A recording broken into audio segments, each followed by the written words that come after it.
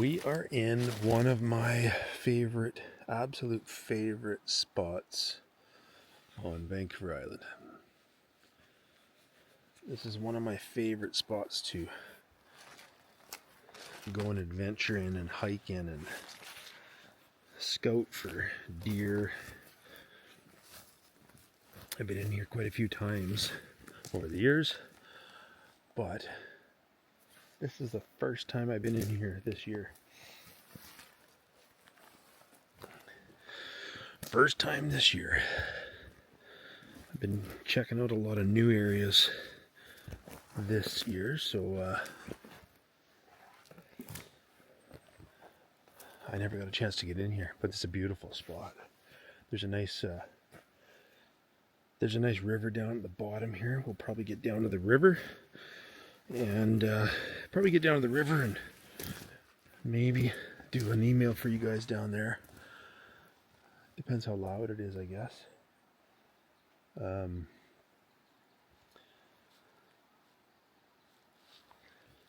This spot is cool for me because when I was going through my casting for a loan a year ago, I spent a lot of time in this spot. Spent many nights out here doing filming and filming submissions for the show, and it was pretty cool. I love it here. We might even see some elk because there's a pretty healthy herd of Roosevelt elk in here too, and there's some big black-tailed deer in here, big blacktails. And of course, yes, there's bears in here, but whatever. The bears are not a problem. And what's kind of ironic about this spot, not right where I'm standing right now, but within about 25, not even, probably within about 10 kilometers of here, 15 kilometers of here, is where the very first reported supposed sighting of a Sasquatch on Vancouver Island was made. Right in here, right in this general area.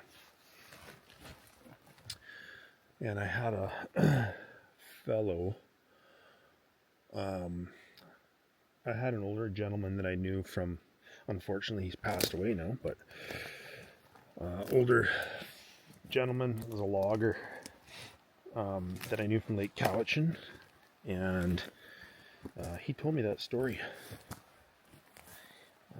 Apparently he knew the guy that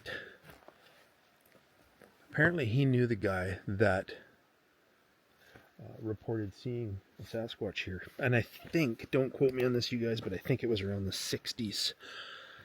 Mid-60s. Somebody out there might know about the encounter I'm talking about.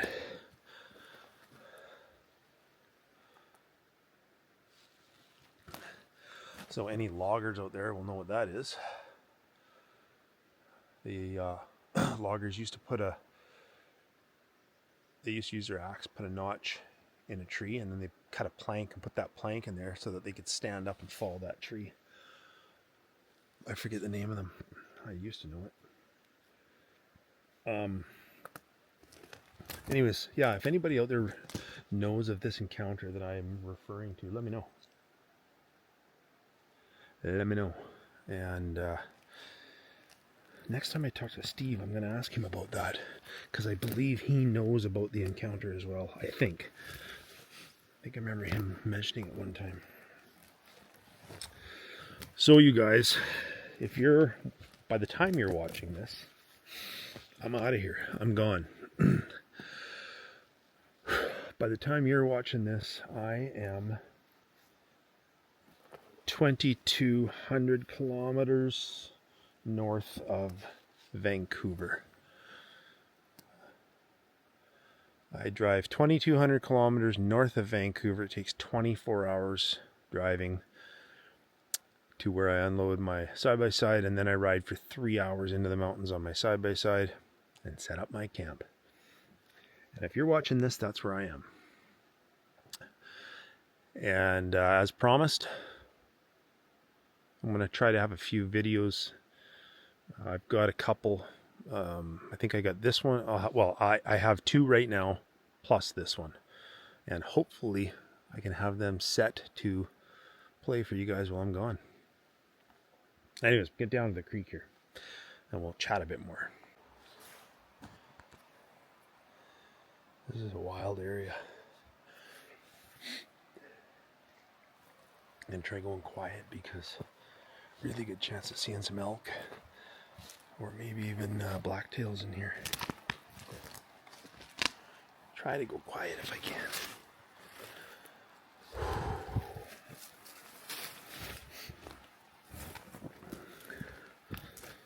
So I hope everybody is doing well.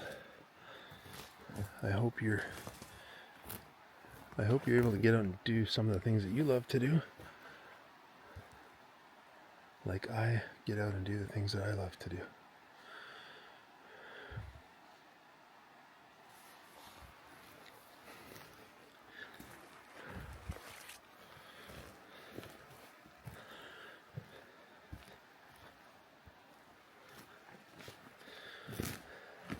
So right down this little draw right down there, actually, I don't know if, obviously I didn't have any kind of a camp, but it was right down in there.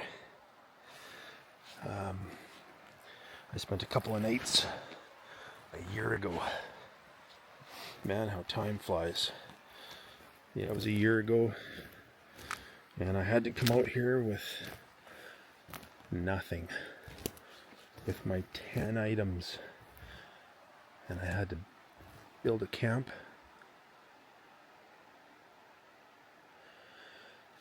I had to build a little shelter and do some living off the land and film it all and submit it to Alone. And I didn't make it. They cut me. They cut me right near the end. I was almost there. So I've often seen right down in here, I don't know if you can see this or not. Yeah, right down in there. And another one there. There's some pretty good elk wallows.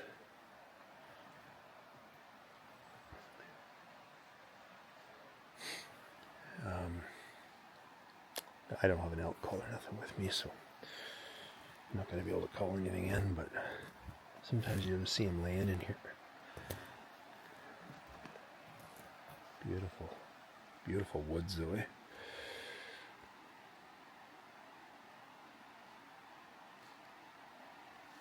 Alright, let's work our way down to the river.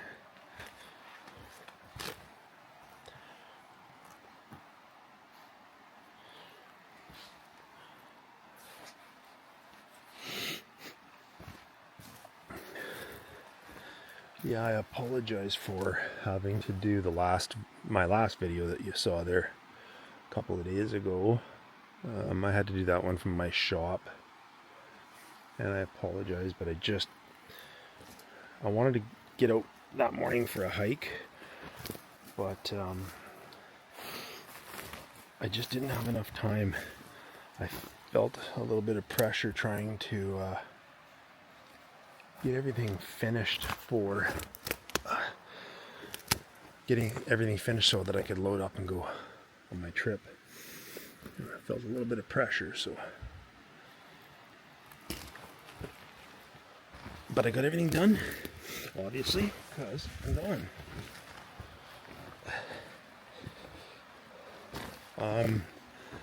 In that last video I shared with you guys what happened to me, nothing to do with my story that I shared with you.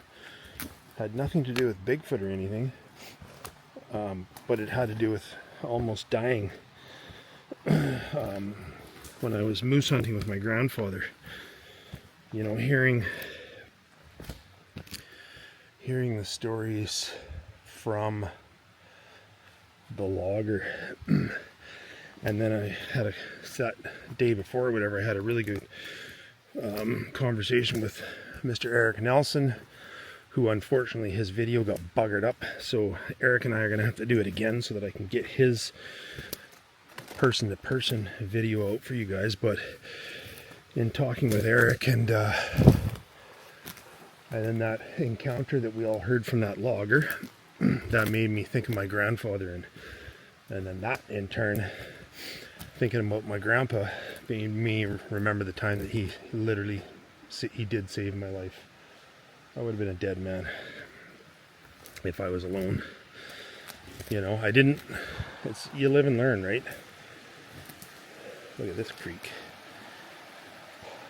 Beautiful. You live and learn. And that's part about being, it's just like everything you do, your job or whatever, that's part of being in the outdoors and going through these things is you live and learn. And the problem is with the outdoors, it can kill you. And that's damn near what happened to me. But my grandpa saved my life. Thanks, Gramps. Find a spot to set up here for you.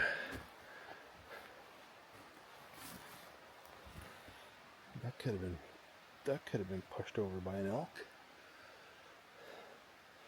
Or maybe something else, right? Who knows? This spot right here might work. Let's check it out.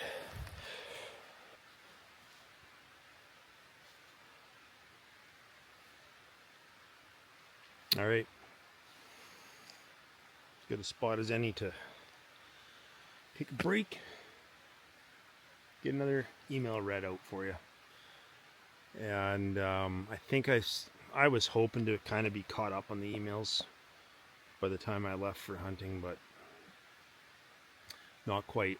I think I still have 7 or 8 more in there.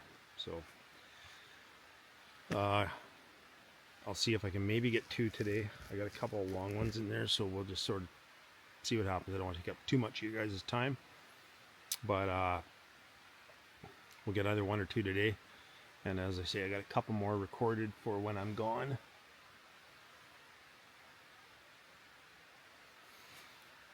Got a couple more recorded for while I'm gone, so and then whatever. I'm the kind of person that when I have a task, I like to get it done, get it off my plate. So having emails sitting in my inbox is so not like me. You know, at work, when I get an email, I respond as soon as possible. And when I send an email, I expect people to respond as soon as possible. Just that's the way, for me, business-wise, I have to be like that. So yeah, having email sitting in my inbox is not good for me, but it is what it is. It is what it is.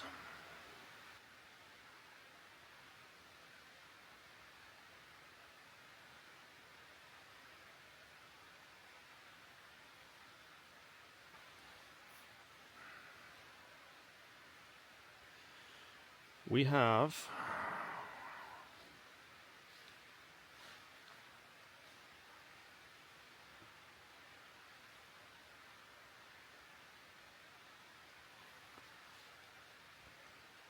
now we have 10 emails in here. I didn't look at this when I left home this morning. 2 more. So we have 10 unread emails. We'll get them. We'll get them eventually.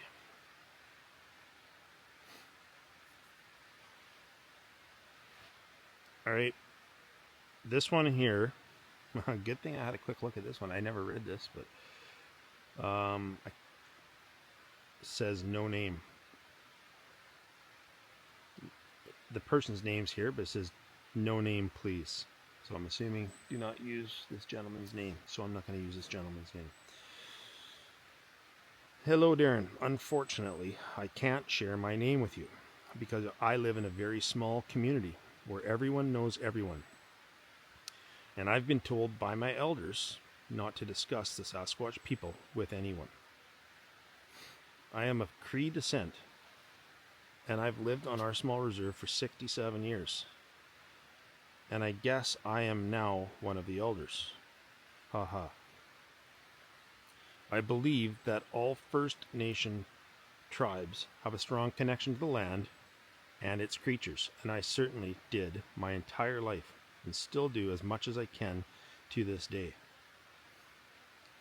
I'm not saying that all members of our community or all members of any First Nations community continue to have a strong, meaningful relationship with the land, but most that I know do. Of course, we have some generations that have abused the land, the animals, and their connection with Mother Nature. But that could be said about many different people, not just the First Nations. Very true. Our culture has taught us that many animals have strong and significant spiritual relevance. And these animals were talked about throughout our childhood. There was carvings done of them, totems representing them, and literature talking about them. There are so many different animals that have significance amongst our people. The bear, the owl, the eagle, the crow, the hawk, the wolverine, and the wolf, just to name a few. They all have cultural significance, and so do the Sasquatch people. Many in our culture refer to them as the first people, because we have been told they were here long before we were, and they live off the land and respect the land for what it offers. I remember one of our village elders telling us how the Sasquatch people take only what they need and only kill for food and survival. We were also told to not interact with them no matter what. If we ever saw them or felt their presence, we were supposed to leave immediately and let them be. Our elders would tell us that this is their land, and we settled here after them, so they deserve our respect. My entire life growing up, I do remember people talking about the Sasquatch people, and the sightings, the sounds, and the sign of them. And if there was an elder around while this was being discussed, the elder would say, "This does not get discussed beyond the ears of our people." You probably asking, okay, why am I talking to you when I've been told not to discuss them? This is why I've decided to talk to you and share my knowledge with the people that truly wish to know the truth. Well, the truth as I see it anyways. When I was young, our community was even smaller than it is now, and there were no other communities of settlers within hundreds of miles of our reserve. This has changed with oil and gas exploration, and that has brought new communities to the remote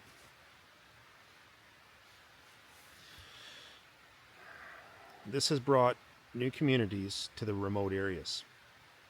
I believe we were told to not talk of the Sasquatch people in order to try and protect their existence, and also protect our own communities from outside people that may find them.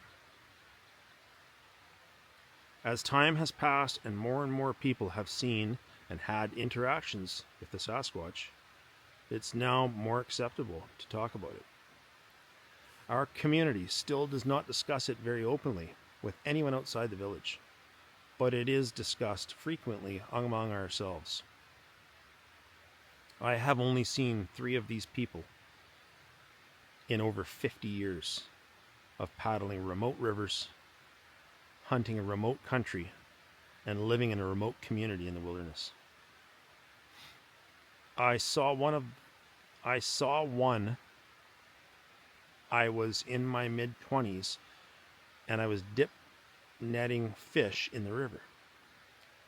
My father and uncle were below me in another pool, and I was dipping for salmon and dumping my catch on the riverbank.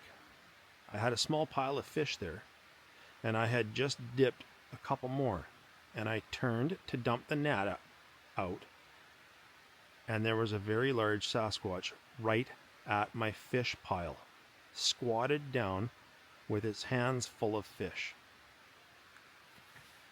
This person was only 12 to 14 feet from me,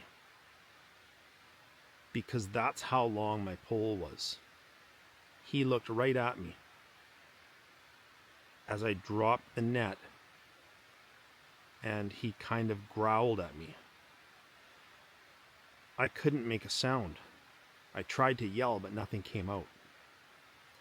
I just stood there shaking until he stood up, and I'm thinking he was almost twice my height. Probably for sure 10 feet tall. I say he was a he because he was. That was very evident, if you know what I mean. He turned to the bush with both hands full of fish and took one step and was gone. I stood there for a few more minutes and was finally able to scream for my dad and uncle. I saw them look at me, and they came up to my pool. As they got to the fish pile, Dad said, "Oh boy." Dad said, "Oh boy, there was a Sasquatch here, right?" I just nodded my head yes and pointed to the fish pile. That's when I noticed the huge footprint in the gravel. I was shaking scared, but Dad and Uncle said it would be okay. He only wanted your fish. We loaded up our fish and went home. We barely talked about what happened, but Dad said, "Well, now you've seen him, son." The only thing Dad and Uncle said was for me not to go back to that spot this salmon season. Find a different spot.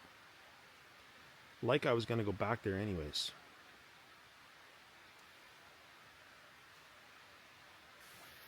It wasn't until 15 years later, at least, that I saw two more Sasquatch people together on the frozen river. I was hunting caribou with my brother and cousin, and we were on the snow-goes running the river to the spot we heard the caribou were. We parked the machines at a bend in the river and walked around the corner to where the caribou had been seen, and there on the edge of the river was a big one and a small one, maybe half the size of the big one. We stopped, and my brother raised his rifle, and before it got to his shoulder, both Sasquatch took off and were gone. Cousin gave him shit and said, "You never raise rifle to them because they will kill you." We didn't even go look for their tracks. We went right back to our snow machines and went home. When we told Dad what we saw, he got pretty mad at my brother and said, "You never ever raise a gun on a person, especially a Sasquatch, because they will circle around and they can kill you." Those are my only 2 times of seeing these people. I have heard them many times, clacking their tongues, which we think is their form of communication. And I have heard some talking by them a few times at night. I have had times where we've smelled them, and I've even been told that they make that smell as a warning to whatever is around them. I know that more and more people are seeing the Sasquatch people and signs of them because the world is too populated. There's too many people here now. If we all had to live off the land only, many would have to die because there's not enough food, and most people would not know how to get the food. Anyways, Darren, you have my email and my phone number. So if would ever like to talk, I would like that. You look like a good hunter and a man respectful of the land and its animals. Good luck on your upcoming hunt, and watch your back.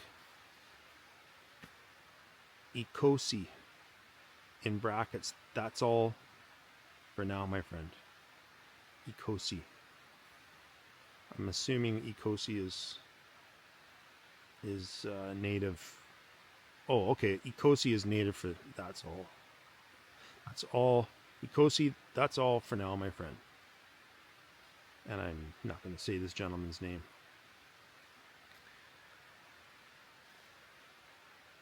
Holy crap.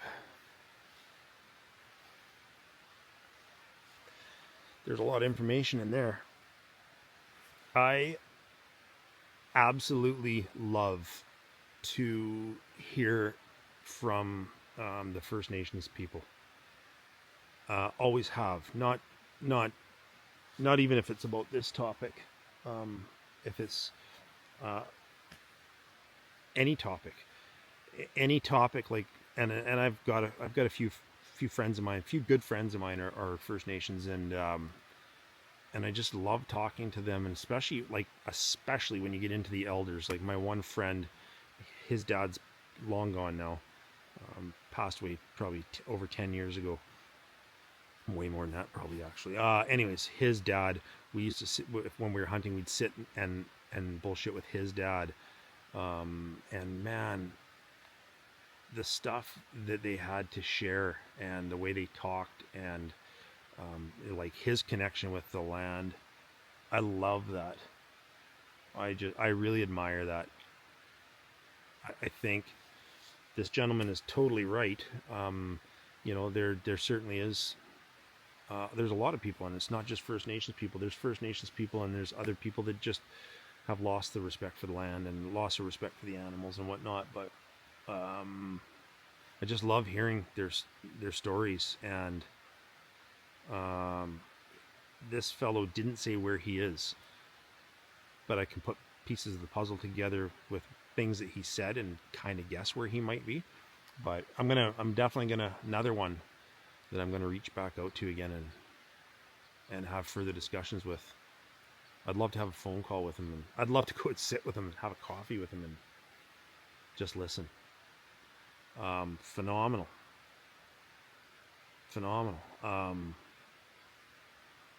I've seen the Fraser River, British Columbia, up along the Fraser River, the natives there, they dip net all the time for salmon, for sustenance. And they have real long poles. Some of them are probably close to 20 feet long, and they dip into the pools and they pull fish out. I've seen that's pretty cool. And they're doing it for food, right? They've done that for thousands of years. That's how they got their fish a lot of the time. So, but could you imagine dumping your fish out and seeing something squatted there, something of that size, 12 to 14 feet from you? Holy shit. Like, wow. And I know that fear. When you're trying to scream, make noise, and you can't. I've had that happen to me too, that I'm like, you can't make a noise, right? I've had that happen. Wow, man, that is unbelievable. And then to see two more on obviously in the wintertime, to see two more out on a riverbank like that, wild. I want to know. I'm going to get a hold of. I'm this close to saying his name, but I'm going to get a hold of this gentleman and have a conversation with him for sure. Pretty wild stuff. Yeah,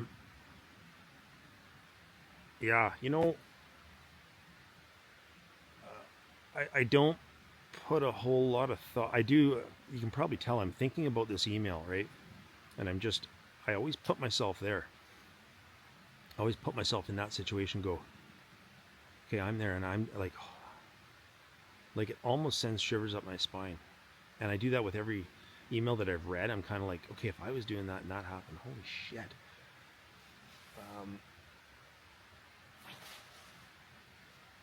But I really appreciate, you know who you are. I don't need to say your name. If you're watching this video, you know who you are, and I really appreciate you sending that through. And I appreciate everybody sending them through. This role that I've this role that I've kind of taken on of just, you know, helping. I consider it helping Steve out and helping you people out, helping everybody out, helping people that are sharing the encounters and helping people that are looking into information on these beings. I've taken on that role because I got one email and I read it, and then I got more and I read them, and I said I would read them. I never expected to get more than a couple, but I did, and I'm just all I am. I'm the, you know, I'm the FedEx guy. I'm the FedEx guy of the wilderness. I'm out doing my thing, and everybody got to take a break when you're out hiking. So I'm out doing my thing. I take a break. I got my phone with me, and I read these people's encounters to you guys, and you know, you make up your own conclusion on it. Right? If it doesn't interest you, maybe the beautiful scenery does interest you. If the beautiful scenery doesn't interest you, maybe the email interests you. And if none of that interests you, what the hell are you doing here, stupid? Anyways, that's enough sitting around. I'm not gonna read another one. I think that one was probably good 15 minutes. I like to keep the videos relatively short for you guys, so I think that'll be it for this trip. I'm out of here, people. All right, I am out of here. I'm heading north, and I will talk to you all probably around October 13th or 14th. That's when I'll be back. So be safe, take care of yourselves, take care of your family, and be kind. Right? It's way better, way easier, way less energy to be kind than it is to be an idiot. Okay, I'm gonna roll. Take care, see you in a month.